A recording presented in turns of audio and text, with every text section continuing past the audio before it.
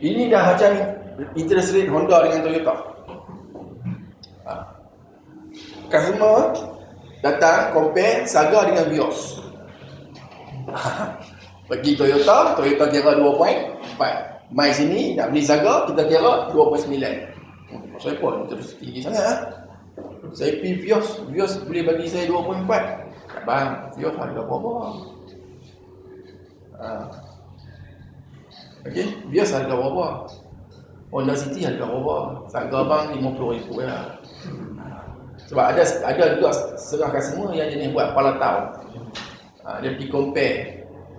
Kita ni national car lah dia panggil. Yang non-national car ni Honda, Toyota. Okey, Cherry, itu semua bukan non-national car. Proton, Pro 2 dia kira national car. So sekarang ni national car pun walaupun model yang rendah, dia punya interest rate pun below 3. Kalau dulu zaman saya 2010 dulu 3.8, 3.7. Sekarang interest dah rendah. Tak.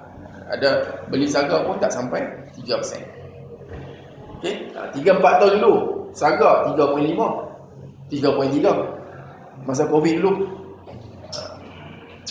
Okey. And then depend berapa amount loan dia pula. Okey, kalau dia beli X90 harga 150,000, buat loan 30,000. Boleh dapat 2%?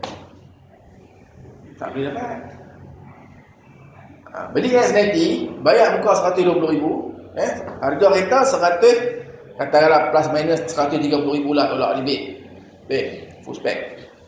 Dia bayar muka 100,000, buat loan 30,000 je. Bank boleh bagi ke 2.2? Tak boleh lah sayang. You buat loan 30,000 je. Mungkin je 3% lebih. Dia tak mau beli cash, takut SPRM ikut dia. Takut income tax kejap dia. Dia buat loan sikit. Ada customer itu. Sebab you all ni berdepan dengan bermacam-macam customer. Bermacam-macam ragam customer. Kita tak boleh. Tapi kita kena stay. Okay. X90 975. Ini 2.3 lah. Lebih kurang 2.28, 2.2. Yang beli S90 buat 5 tahun ni rare lah. Customer tu agak rare sikit lah. Tapi adalah customer Chinese. Maknanya kalau kata dia beli S90, dia bayar muka 20,000, 30,000, dia buat loan 1,000, dia buat 5 tahun je. Memang dia punya dokumen tu rare. Dia punya dokumen tu strong. Okay? Faham lah? Okay.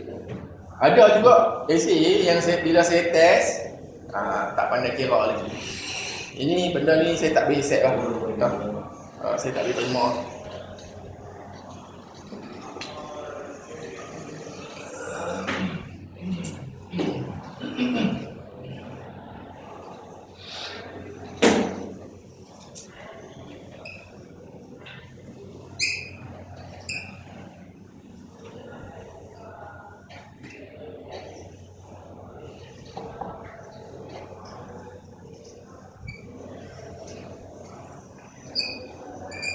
Boleh?